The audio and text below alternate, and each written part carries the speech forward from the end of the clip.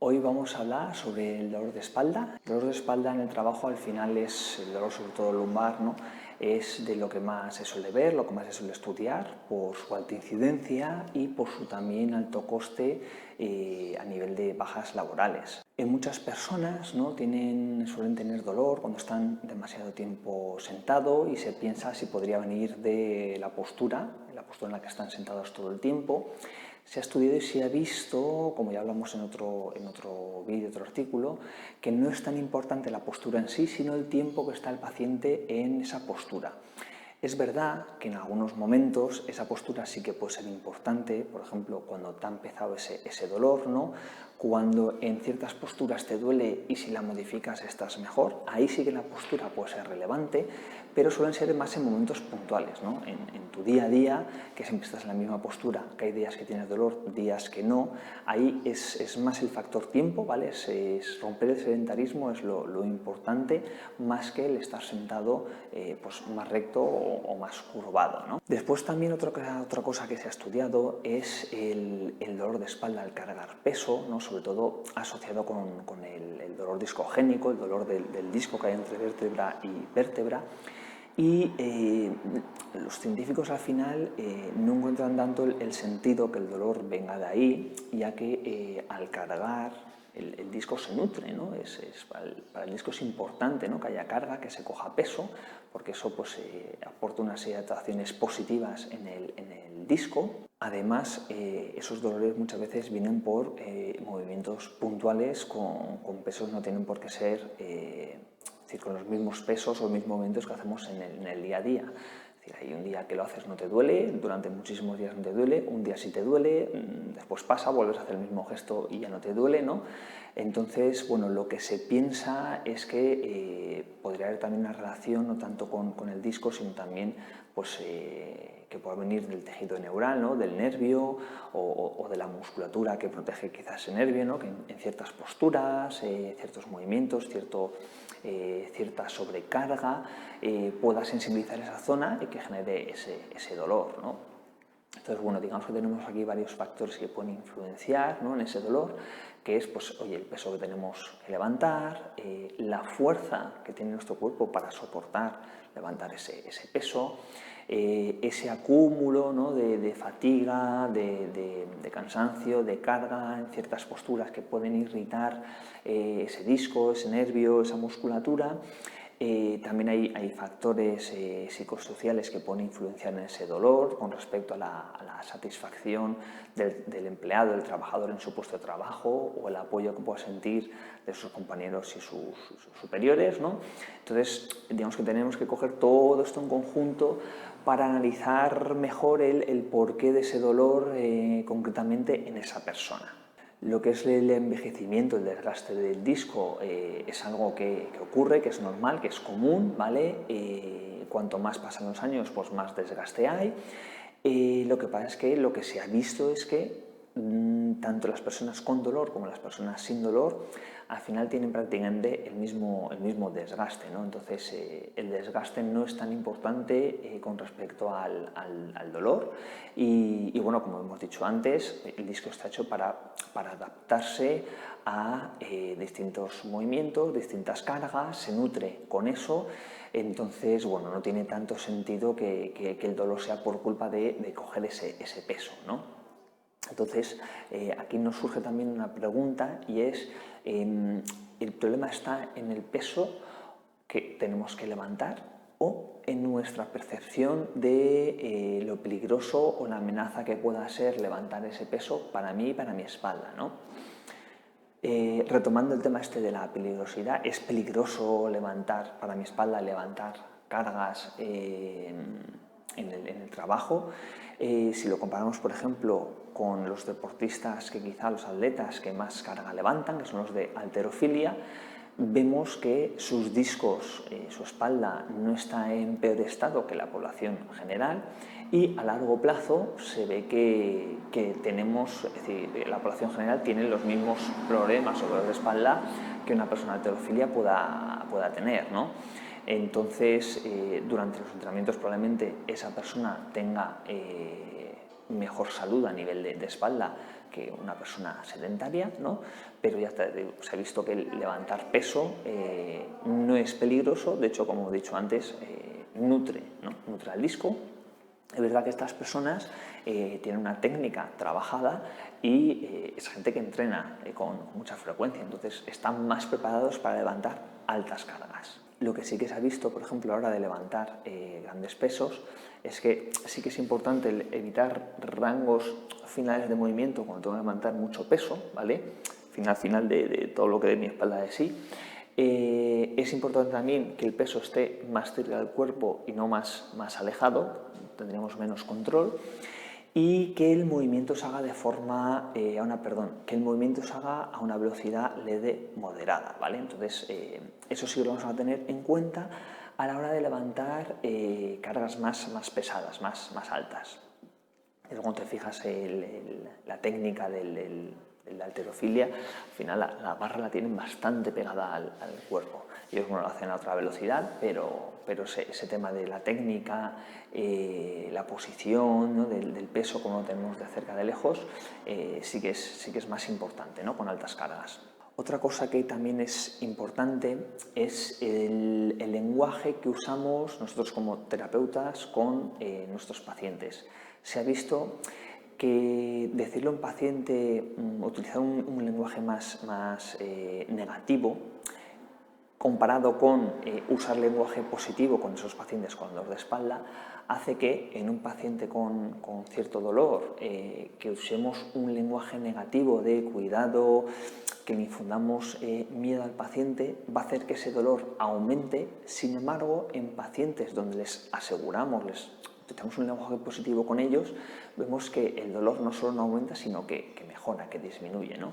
Entonces, volviendo al tema de la peligrosidad, vamos a tener cuidado qué lenguaje usamos con los pacientes, ya que sabemos que no tiene por qué ser peligroso coger peso y simplemente vamos a ayudarles a que esa carga se adapte a la capacidad que tiene ese paciente y vamos a intentar mejorar la sintomatología y la situación del paciente. También se ha analizado el tema de la postura, ¿no? A la hora de coger peso, que es más importante la postura, comparando pues, los movimientos en los que flexionas más las rodillas, tienes la espalda recta, o movimientos en los que las piernas están estiradas y flexionas más con la espalda.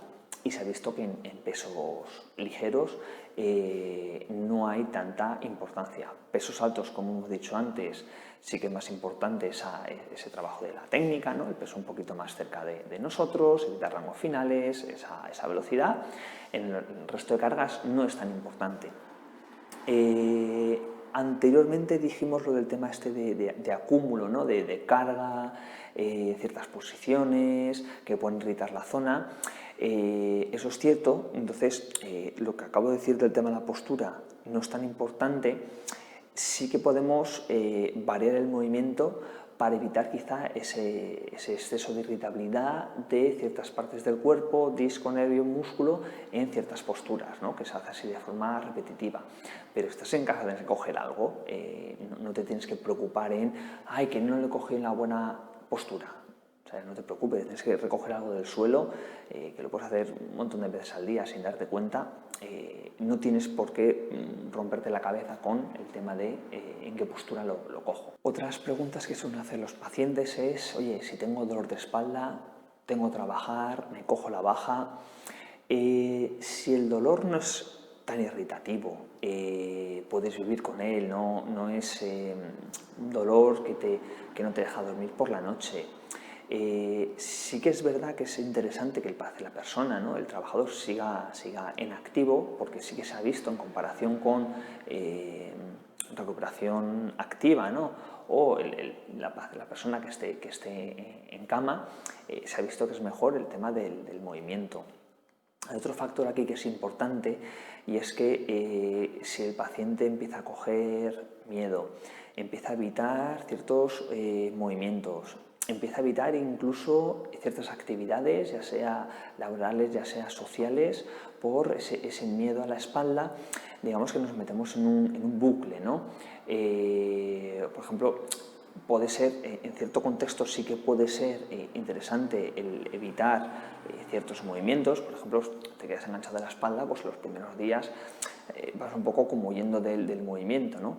En ese corto plazo, por ejemplo, cuando tienes un esguince, ¿no? Que el paciente que no apoya bien, en ese momento puntual sí que nos puede ayudar para no irritar la zona, pero es que a largo plazo todos esos cambios va a hacer que otras partes de nuestro cuerpo empiecen también a molestar, una disociación, ¿no? Entre unos músculos y otros, unos que ahora están empezando a trabajar más, otros que no trabajen, y a medio y largo plazo va a ser peor, ¿no? Entonces, realmente, si te han analizado y no hay nada peligroso, ¿vale? Porque, es decir, ya sea el médico, sea tu terapeuta, tu fisioterapeuta, han visto que es seguro trabajar, oye, intenta trabajar, intenta moverte, intenta adaptarlo a tus capacidades.